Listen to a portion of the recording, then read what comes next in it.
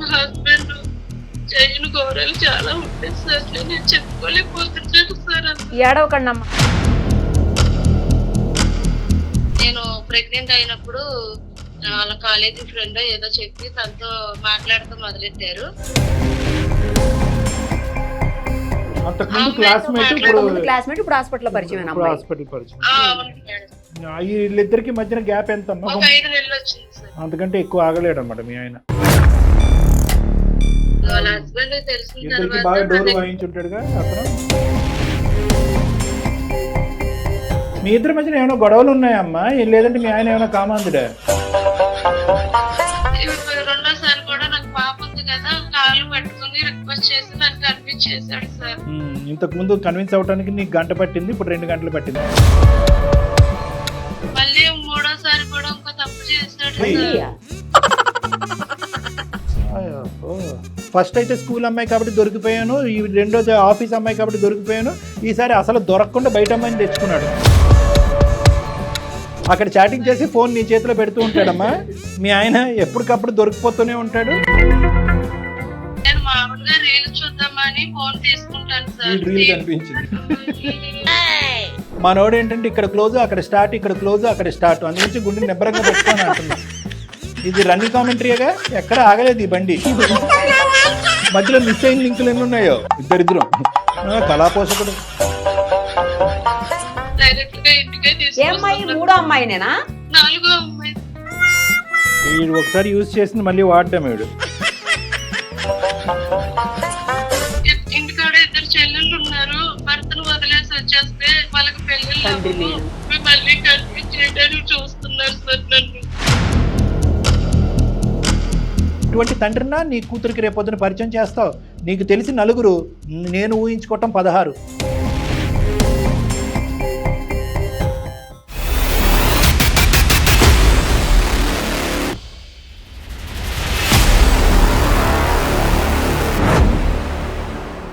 Suman TV అందమైన జీవితం కార్యక్రమానికి స్వాగతం. ప్రస్తుతం మనతో పాటు ఉన్నారు ప్రముఖ సైక్రటిస్ట్ డాక్టర్ కళ్యాణ్ చక్రవర్తి గారు. డాక్టర్ గారు నమస్తే. నమస్తే మేడం. ఈరోజు ఇప్పుడు మనం చూడబోయే ఇష్యూ ఏంటంటే, ఒక భార్య నమ్మకం, నిజంగా చెప్పాలంటే భార్యాభర్తల మధ్య ఉండాల్సిన నమ్మకం, ఆ నమ్మకం కోల్పోయిన తర్వాత ఉండాలా, వెళ్ళిపోవాలా, విడిపోవాలా అర్థం కాని పరిస్థితి. విడిపోదాము అంటే పేగుబంధం అడ్డొస్తుంది, మళ్ళీ పిల్లోడో ఎవరో ఉంటారు, అది అడ్డొస్తుంటుంది. అలాంటి దారుణమైనటువంటి పరిస్థితుల్లో ఒక మహిళ మనకి కాంటాక్ట్ చేశారు. ఆమెతో మాట్లాడదాం, ఆమె సమస్య ఏంటో విందాం. తప్పకుండా, షూర్. సరే, అమ్మాయి పేరు సౌజన్య మేడం.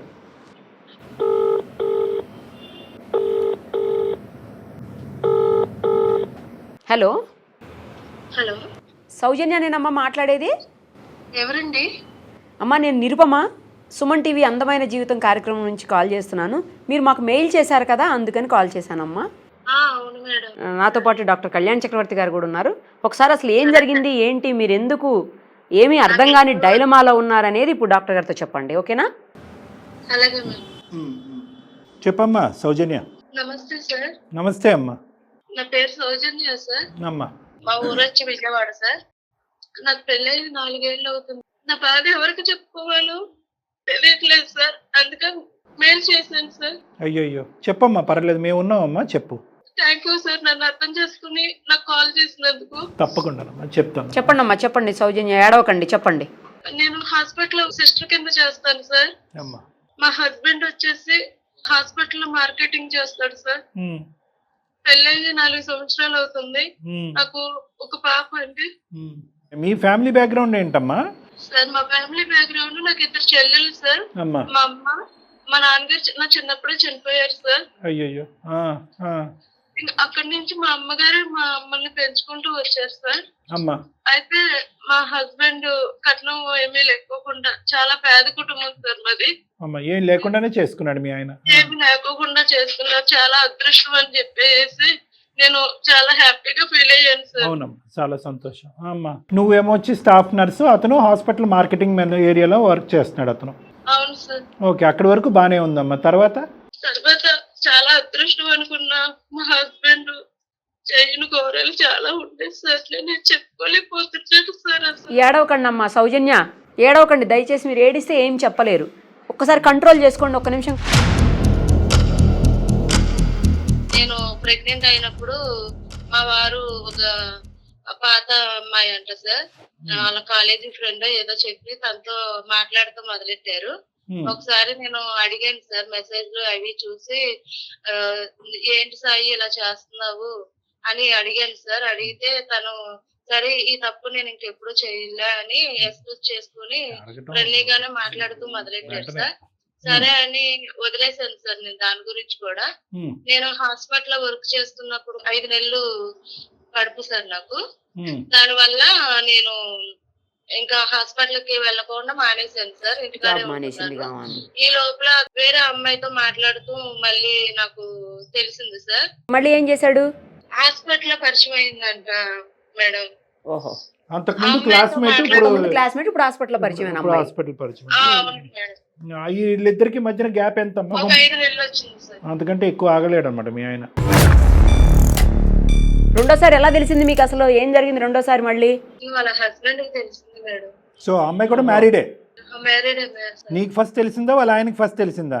వాళ్ళ హస్బెండ్ కి తెలిసింది సార్. వాళ్ళ హస్బెండ్ కి తెలిసిన ఇద్దరికి బాగా డోర్ వాయించుంటాడుగా అతను. ఇంటికి వచ్చి గొడవ ఆడుకున్నారు సార్, ఇద్దరు గొడవ ఆడుకున్నారు. ఇలాగ మా ఆవిడతో నీకు సంబంధం ఏంటి అని నిలదీసి ఇద్దరు కొంచెం గొడవ ఆడుకున్నారు sir. Very good, very good. మీ ఆయనకి అలాంటి డోస్ పడాలి, లేదంటే పోలీస్ స్టేషన్ లో పంచాయతీ పెట్టాలి. అందుకే మరి మళ్ళీ నాకేం సంబంధం లేదు మళ్ళీ. ఇప్పుడు ఈ అమ్మాయిని మోసం చేస్తున్నాడు, వేరే వాళ్ళ జీవితాలు కూడా సర్వనాశనం చేస్తున్నారు. అంతే కదా సార్, అమ్మాయి జీవితం నాశనం అయిపోతుంది అవతల. మీ ఇద్దరి మధ్యన ఏమైనా గొడవలు ఉన్నాయమ్మా, లేదంటే మీ ఆయన ఏమైనా కామాంధుడా?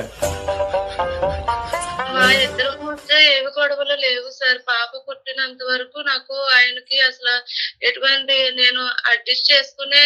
మరి ఎందుకు అతనికి ఇన్ని వేరియేషన్స్? మరి ఆయన ఎందుకు ఇలా చేస్తున్నాడో తెలియట్లేదు. పాపను బాగానే చూసుకుంటున్నాడా? పాపను కూడా బాగానే చూసుకుంటాడు సార్. సో వాళ్ళ ఇంటికి వచ్చి గొడవాడి 4 మొట్టుకెళ్ళి మొట్టారా నెత్తి మీద? గొడవ ఎంత గట్టిగా ఆడుకున్నారు సార్. ఈసారి తప్పు ఒప్పుకున్నాడమ్మా? తప్పు ఒప్పుకుని ఏమైనా క్షమాపణ అడిగాడా?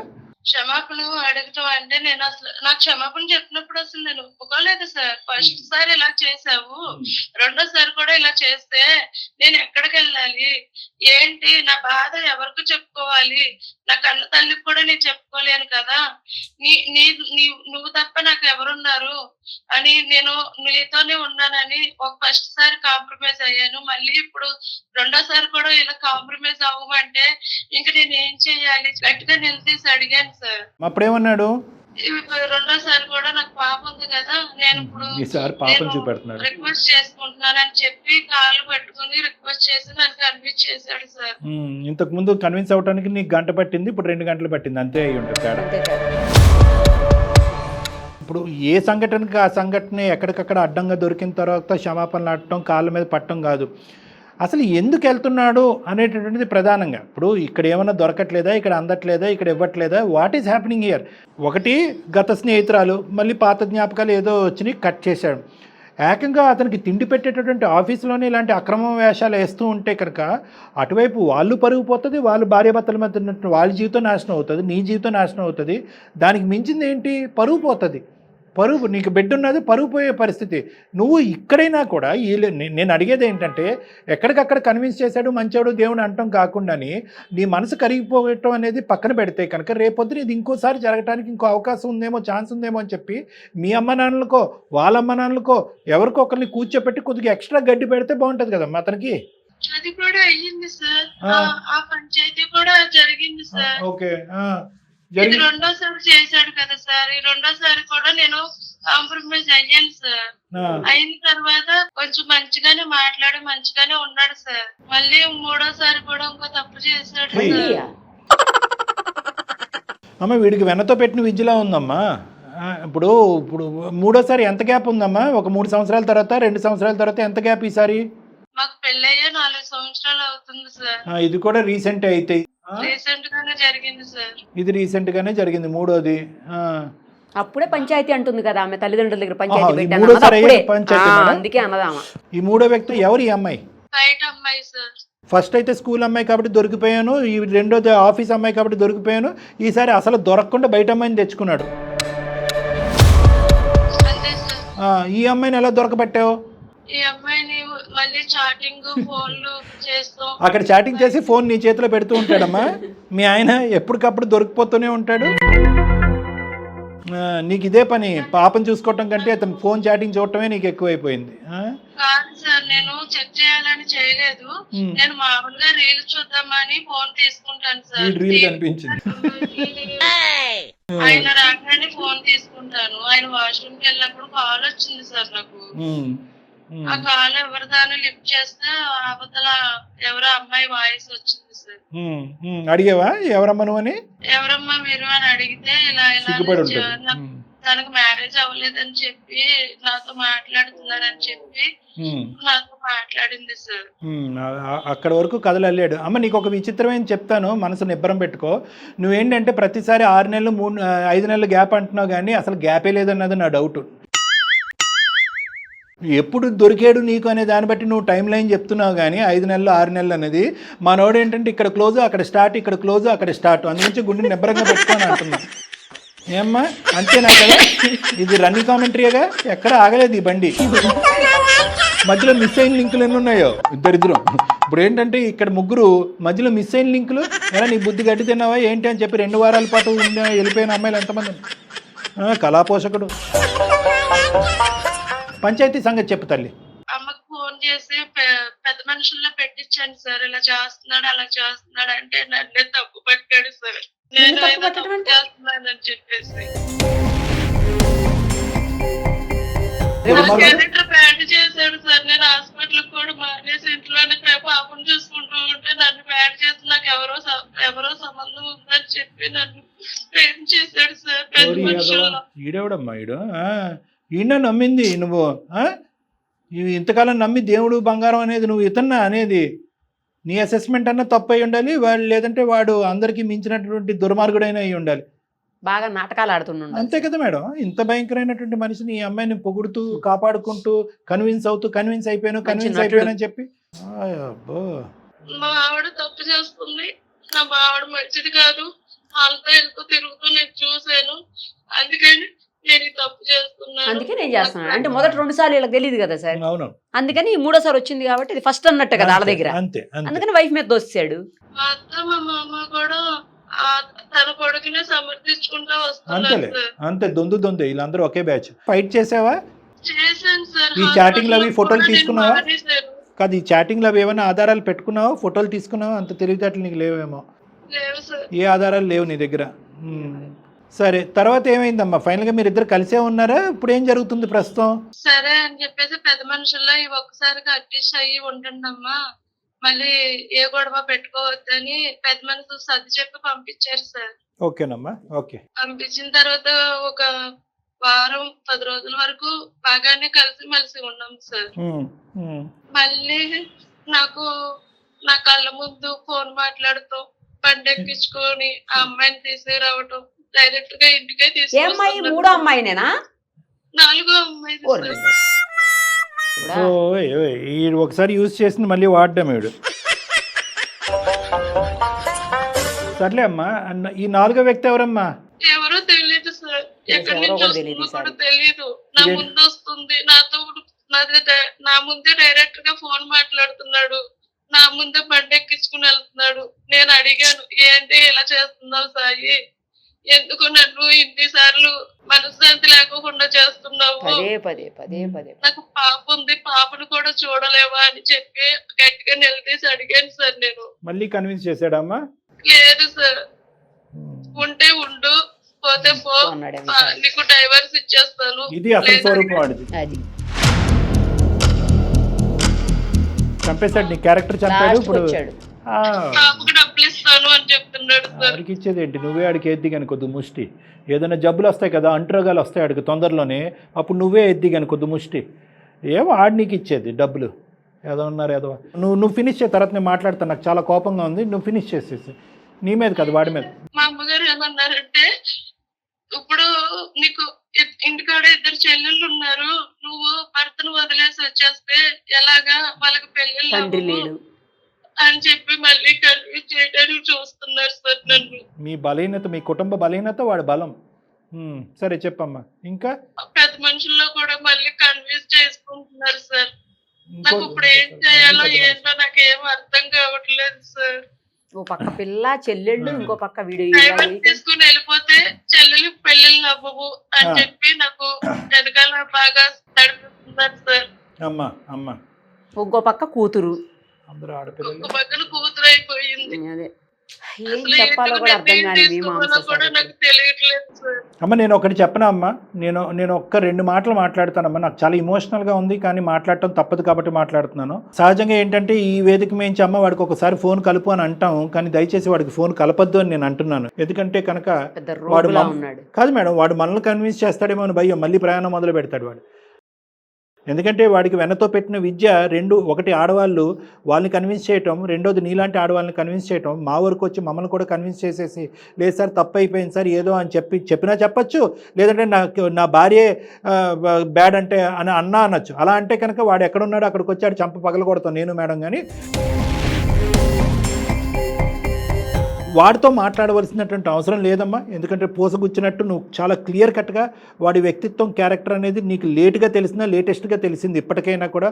దురదృష్టం ఏంటంటే బిడ్డ పుట్టిన తర్వాత నువ్వు కన్విన్స్ అవటం తగ్గించి నీ కనువిప్పు కలిగి ఇంటి గడప నుంచి బయటకు అడుగుపెట్టి నేను నీతో పాటు ఉండలేనురా అనేటటువంటి ఆలోచనలోకి నీకు వచ్చినట్టు అనిపిస్తుంది. ఆ విధంగా ఆలోచించడానికి మీరు రెడీగా ఉన్నారా సౌజన్య గారు? రెడీగా ఉండడానికి సార్ నా చేతిలో పాప ఉంది సార్. నాకు భర్త లేకపోతే చెల్లెలకి పెళ్ళిళ్ళు అవ్వని చెప్తున్నారు కదా సార్. అమ్మ కూడా అదే మాట ఉంటుంది సార్. ఏం చేయాలి ఈ సిచ్యువేషన్, నాకు ఏం చేయాలి అర్థం కాదు. మీ అమ్మ అలాగే ఉంటది, మీ అమ్మ కూడా అదే అంటదమ్మా. ఇక్కడ అమ్మల గురించి కాదు సబ్జెక్టు, పాప గురించి కూడా సబ్జెక్ట్ కాదు. పాప ఇంపార్టెంటే, కానీ ఇటువంటి తండ్రినా నీ కూతురికి రేపొద్దున పరిచయం చేస్తావు. నీకు తెలిసి 4, నేను ఊహించుకోవటం 16, 4 రెట్లు ఎక్కువ ఉంటుంది. సో నీకు తెలియనటువంటి లోకం నీకు తెలీదు. తెలియనటువంటి లోకం గురించి ఈ 4 కదా, ఈ 4 అని సంబరపడకు. నీకు తెలిసినంత వరకు అడ్డంగా దొరికినటువంటి ఈ 4 కాబట్టి ఆ మనిషి ప్రతిసారి బరి తెగించి ఫోన్ ఎదురుగుంటా పడేస్తున్నాడు. ఎందుకంటే కనుక నీకు కానీ నీ కుటుంబానికి కానీ అతని ఉద్దేశంలో, అతని ఆలోచనలో ఎటువంటి విలువ లేదు. మీరందరూ కాంప్రమైజ్ అయ్యారని తెలుసు, మీకు భవిష్యత్తు లేదని తెలుసు. పెద్దల పంచాయతీ పెట్టినా కూడా నీదే తప్పు అనే విధంగా చూపెట్టగలడు అనే దమ్ము ధైర్యం ఉన్నాడు వాడికి. పైపెచ్చి ఏంటంటే మీ ఫ్యామిలీ మెంబర్స్ వచ్చి ఒరే నీకు బుద్ధి ఉందా లేదా అని ఒక 2 మాటలు అన్న తర్వాత ఫైనల్గా నీ దగ్గరికి వచ్చి ఆడబిడ్డ ఉంది కాబట్టి కాంప్రమైజ్ అయ్యి అక్కడికే ఉండమ్మా అని పంపిస్తారని కూడా తెలుసు. సో అన్ని విధాలుగా ఇప్పటి వరకు ఏంటంటే నువ్వు పెద్దల పంచాయతీ పెట్టనంత వరకు కొంతవరకు దాకుని ఏదన్నా కొద్ది సిగ్గుపడుతున్నట్టు బెదిరిపోతున్నట్టు ఉన్నాడేమో. కానీ ఇప్పుడు 4కి తెలిసిన తర్వాత ఇది ఓపెన్ సీక్రెట్ కాబట్టి ఏం చేస్తారు, ఎక్కడ పోతారు, బిడ్డ పుట్టిన తర్వాత నువ్వు ఎక్కడ పోతారు అని చెప్పి విర్రవీగిపోతున్నాడమ్మా వాడు. అలాంటి వాడిని ఫోన్ కలపమ్మా, కౌన్సిలింగ్ చేద్దాం, మారుద్దాం అనేటటువంటి ఆలోచన లేదు. సిస్టర్స్ చెప్పారు, సమాజంలో చెప్పారు, ఎవరో చెప్పారనేది కాదమ్మా. నీ కళ్ళతో నువ్వు ఏదైతే చూసావో, ఎన్ని సందర్భాల్లో ఇతను వాగ్దానాలు చేశాడో, దానికి పైపెచ్చి ఏంటంటే కనుక అతన్ని కప్పిపుచ్చుకోవటానికి గురించి, అతని సీక్రెట్లు దాచిపెట్టడం గురించి నీ క్యారెక్టర్ని పంచాయతీలో అసాసినేట్ చేసినటువంటి వాడు ఒక మొగుడుగా కాదు కదా, ఒక మగాడుగా కూడా అర్హత లేదని, మనిషిగా కూడా లేదు, ఒక మనిషిగా కూడా అర్హత లేదు. సో ఇక్కడ కనువిప్పు రావాల్సింది, మనోధైర్యం పెంపొందించుకోవాల్సింది, పోరాటం చేయవలసింది మీ అమ్మాళ్ళు, మీ అక్క చెల్లి కాదమ్మా నువ్వు. ఇటువంటి తండ్రిని నీ కూతురికి పరిచయం చేస్తావా? ఏంటమ్మా ఇలాంటి ఎదవుతానా, నువ్వు ఇలాంటి ఎదవునా నాకు తండ్రిగా కాపాడుకుంటూ వచ్చి ఇప్పుడు గౌరవంగా అమ్మ నీకు తండ్రి కావాలని. కరెక్టే, ఒక బిడ్డకి తండ్రి ఖచ్చితంగా కావాలి, కానీ ఇలాంటి క్యారెక్టర్లెస్ తండ్రిని చూపెడతావా? సిగ్గుపడి నీ కూతురు తలదించుకునే పరిస్థితి వస్తుంది. ఇది నెంబర్ 1. నెంబర్ 2 ఏంటంటేనమ్మా, అన్నిటికంటే మించినటువంటి గౌరవము, కుటుంబము, పరువు, ప్రతిష్ట ఇవన్నీ పక్కన పెడితే 2 నిమిషాలు వాడికి ఇలాగా ఎడతెరప లేకుండా అడ్డదిడ్డంగా తిరిగేటటువంటి వాడికి ఎన్ని సుఖవ్యాధులు వస్తాయో, సారీ నేను అంటున్నాను, ఎటువంటి వ్యాధులు వస్తాయో అటువంటి వ్యాధులతో ఉన్నటువంటి వ్యక్తి రేపొద్దున నీకేదన్నా రాకున్నటువంటి ఒక జబ్బు వస్తే కనుక ఆ పిల్లకి తండ్రి ఎలాగా ఉండడు, తల్లి కూడా లేనటువంటి దురదృష్టకరమైనటువంటి పరిస్థితి రావచ్చు. అలాంటి కథలు ఎన్నో ఉన్నాయి నా దగ్గర. కాబట్టి నేను నీకు చెప్పేది ఏంటంటే ఇక్కడ కావాల్సినటువంటిది మనోధైర్యం. నీ కాళ్ళ మీద నిలబడే సత్తా నీకుంది. ఇంతకుముందు ఉద్యోగం చేసుకున్నావు, కానీ ఈ దుర్మార్గుడి వల్ల ఆ ఉద్యోగం కూడా మానేసి ఆ బిడ్డను కాపాడుకుంటూ ఇంటిని గౌరవప్రదంగా ఉంటుంటే కనుక ఆడు వెన్నుపోటు పొడుస్తున్నాడు, పదే వెన్నుపోటు పొడుస్తున్నాడు, నీకంటూ క్యారెక్టర్ లేదనేటటువంటి ప్రచారం చేస్తున్నాడు. అటువంటి వ్యక్తి ఎంతవరకన్నా వెళ్ళటానికి ఒక అవకాశం ఉంది. నీ బిడ్డకు నేను డబ్బులు ఇస్తాననే మనిషి రేపొద్దున అతను పరువు పోతుంది అనేటటువంటి ఆలోచనతో నీ బిడ్డను ఏదైనా చేయడానికి ప్రయత్నం చేస్తే అలాంటి కథలు కూడా మనం చూస్తున్నాం. నీలో ఒక అవగాహన రావాలి, నీలో ఒక ఆలోచన రావాలి, నీలో ఒక భద్రత రావాలి, నీలో ఒక దమ్ము ధైర్యం కావాలి. ఆ విధంగా నిన్ను నేను ప్రోత్సహిస్తున్నానమ్మా. నువ్వు దయచేసి ఒక్క అర నిమిషం కూడా అక్కడ ఉండటానికి ట్రై చేయొద్దు. ఏదన్నా మనం కౌన్సిలింగ్ మాటలు మాట్లాడాలంటే మీ కుటుంబ సభ్యులతో నేను నిరుపమ మేడం మాట్లాడతాం, వాళ్ళని కన్విన్స్ చేస్తాం, వాళ్ళు నిన్ను హక్కును చేర్చుకునేటటువంటి విధంగా నువ్వు పుట్టింటికి వెళ్ళు. ఈ మహానుభావుడికి బుద్ధి రాదు. విడాకుల ప్రక్రియ అనేటటువంటిది ఎలా మాట్లాడాలో మనకు తెలిసిన లాయర్స్ ద్వారా మాట్లాడదాం. ప్లస్ ఎంత ఘోరాతి ఘోరాలు చేశాడో ఇలాంటి వ్యక్తికి ఒక శిక్ష కూడా పడాలి. ఆ విధంగా కూడా మనం మనకు ఉన్నటువంటి అడ్వకేట్ టీంతో ఒకసారి మాట్లాడి ఆ విధమైనటువంటి సహాయ సహకారాలు కూడా నీకు ఇస్తామమ్మా. ఈ మనిషితో మీద ఒక నమ్మకం కానీ, ఈ మనిషితో పాటు ఒక ప్రయాణం కానీ, ఈ మనిషితో ఒక స్థిరమైనటువంటి ఒక తండ్రి ఒక భర్త ఉంటాడు అనే ఆలోచన నుంచి దయచేసి ఈ క్షణం విరమించుకోమని చెప్పి నా విన్నపం. సార్ నేను అందుకే మిమ్మల్ని నమ్ముకుని ఎక్కువ మెయిల్ చేశాను సార్. ఇలాంటి సిచ్యువేషన్ లో ఉంటాను కాబట్టి నాకు అంటూ ఎవరికి చెప్పుకోవాలో కూడా నాకు అర్థం కాక నేను మెయిల్ చేశాను సార్. అమ్మ, ఈ మనిషికి 100 మార్కులకి 1 మార్క్ అయినా మంచిగా పడుంటే కనుక నేను మీ ఇద్దరిని కలిపేసి ఉండేవాడిని అమ్మ. అన్ని మైనస్ మార్కులే. ఏది not only as a character ఒక ఆడవాళ్ళతో తిరిగేటటువంటి ఒక మగాడు పెళ్ళి అయిన తర్వాత 100 వాగ్దానాలు చేసి వాగ్దానాలు వెరగొట్టి వెళ్ళే మగాడు గురించే కాదు, నీ క్యారెక్టర్ని అసాసినేట్ చేసి నీకు ఒక గౌరవం లేకుండా అటు కుటుంబం ఇటు కుటుంబంలో కూడా నీ యొక్క క్యారెక్టర్ని అసాసినేట్ చేసి నిన్ను కాళ్ళ కింద తొక్కుకుంటూ వెళ్ళిపోయేటటువంటి ఒక మగాడి దగ్గర అర నిమిషం కూడా ఉండమని చెప్పి నేను ప్రోత్సహించనమ్మా. కాబట్టి ఇది ఎప్పుడు కూడా మొదటి నుంచి చివరి వరకు నాకు ఎప్పుడు కూడా నా మనసుకు తడుతుంది ఏంటంటే ఇది 1 వే ట్రాఫిక్. వీడికి ఎంత తొందరగా సేఫ్గా ఈ అమ్మాయి ఆ బిడ్డ గుడ్ బై చెప్తే అంత మంచిది అన్నట్టుగా నాకు అనిపించింది. కాబట్టి ఈ సలహా ఇస్తున్నానమ్మా. ఇది మంచి సలహా. దయచేసి దీని మీదే నిలబడు. ఇంకొక ఆలోచనను పెట్టుకోవద్దు. బుద్ధి వచ్చినట్టు నటించినా కూడా వాడికి ఒక టైం గ్యాప్ అంటే ఒక 6 నెలల్లో సంవత్సరం వాడిని మానిటర్ చేసేటటువంటి ప్రక్రియలు ఎలా ఉంటాయన్నది నేను చెప్తాను నీకు. అప్పుడు ఏదన్నా ఉంటే కనుక ఒక విధంగా ఆలోచిద్దాం. కానీ 99.9% this is a close issue. Me parents దాన్ని యాక్సెప్ట్ చేయరంటే కనుక వాళ్ళని యాక్సెప్ట్ చేసేటటువంటి విధంగా నేను వాళ్ళని మాట్లాడతాను, వాళ్ళని కన్విన్స్ చేసుకుంటాను. ఓకేనమ్మా? Okay madam, thank you madam. ఓకేనమ్మా. తర్వాత మళ్ళీ మేడము మా పర్సనల్ నెంబర్ ఇస్తారమ్మా. అప్పుడు మళ్ళీ ఒకసారి వద్దురు కానీ మనం ఇంకా డీటెయిల్డ్గా మాట్లాడి నెక్స్ట్ స్టెప్స్ ఏంటి అన్నది ఆలోచిద్దాం. అలాగే సార్. ఆల్ ద బెస్ట్ అమ్మా Soujanya. God bless. Thank you sir. Nice sir. Thank you. Thank you.